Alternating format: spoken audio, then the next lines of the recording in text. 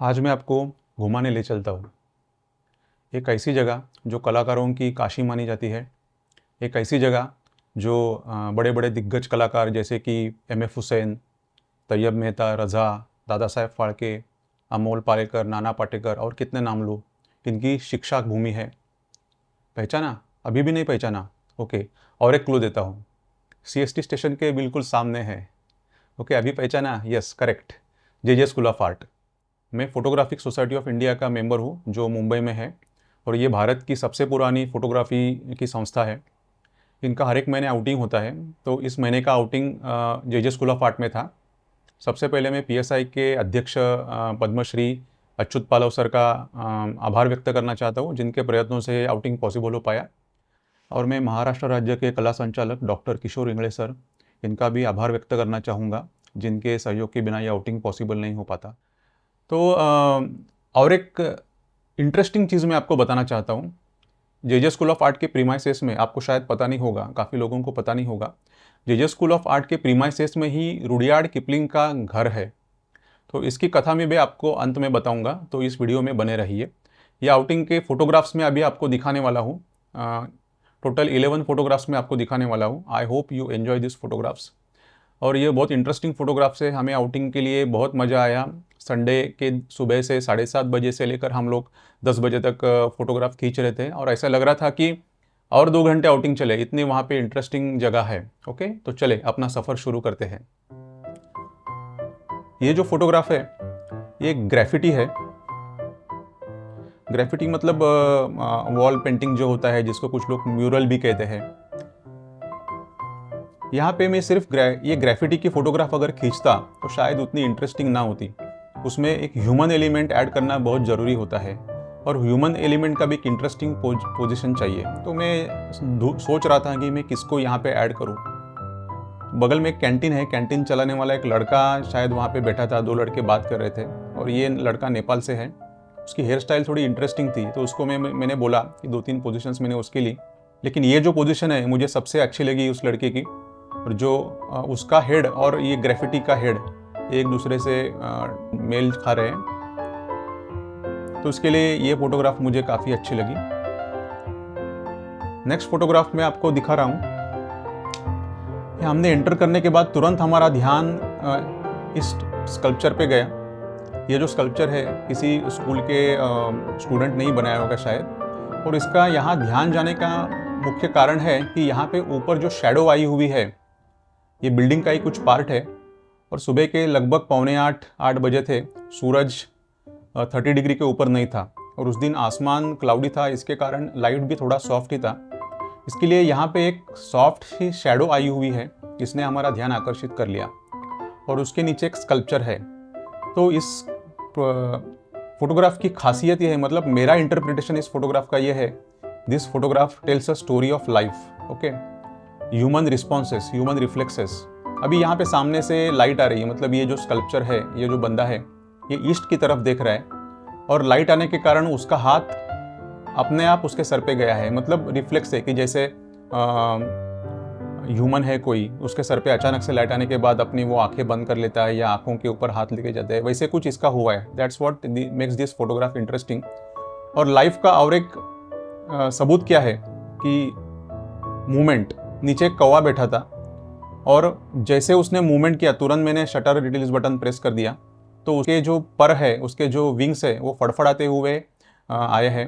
Actually हुआ ऐसे कि उस दिन ये जो पर्टिकुलर लोकेशन है, वहाँ पे लाइट थोड़ा कम था, क्योंकि ये थोड़ा सा इनसाइड में था, और फॉर्चुनेटली हम लोग सारे ट्राइपॉड कैरी कर रहे थे। PSI ने हमें बताया था कि ट्राइपॉड की परमिशन है, ट्राइपॉड कैरी कीजिए।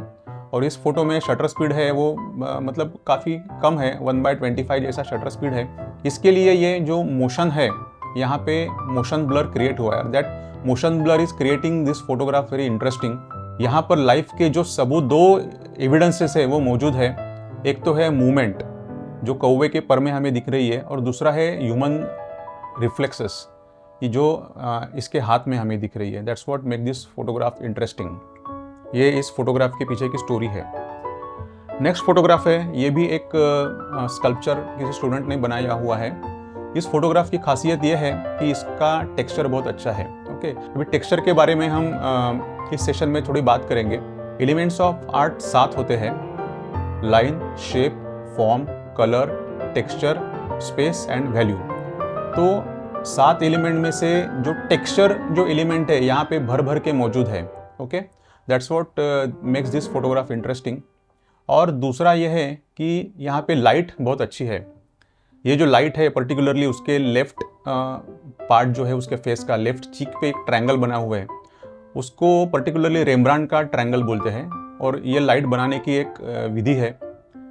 रेम्ब्रांट में लाइट 45 डिग्री में रखा जाता है, थोड़ा सा ऊपर की तरह, और इसके कारण ये ट्रायंगुलर शैडो बनती है। पुराने फिल्मों में आपको काफ़ी रेम्ब्रांट के पैटर्न मिलेंगे।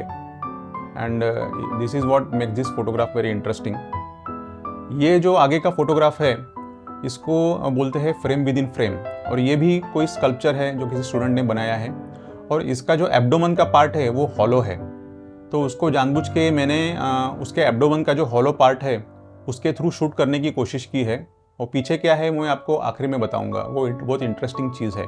सो फ्रेम विद इन फ्रेम ये जो कंसेप्ट है वो किसी ऑर्डिनरी चीज़ को एक्स्ट्राऑर्डिनरी बना देता है।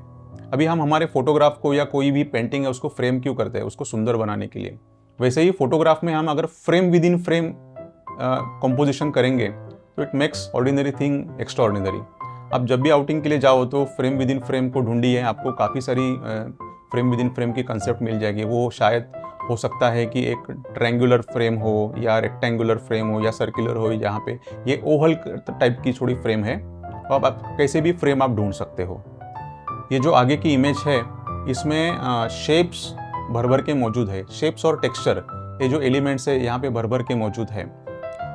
पीछे रेक्टेंगल्स काफ़ी सारे हैं, और ये जो ये पिक्चर का हीरो जो है वो ये सर्कल है। इसमें एक्चुअली 5 सर्कल है, एक आउटर सर्कल बड़ा है और उसके अंदर 4 सर्कल है। This is what makes this photograph interesting. यहाँ पे इस सर्कल में टेक्सचर भी भर भर के है। सबसे पहले अगर आप देखोगे तो जो व्यूअर है उसका ध्यान टेक्सचर पे ही जाता है, अट्रैक्ट कर लेता है टेक्सचर। टेक्सचर में इतनी पावर है। अभी सर्कल इतना खूबसूरत क्यों लगता है?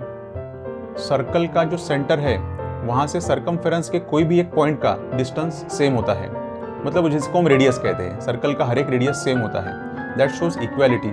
Circle is a symbol of equality. अभी हम जे के कुछ आर्किटेक्चरल पार्ट पे ध्यान देंगे।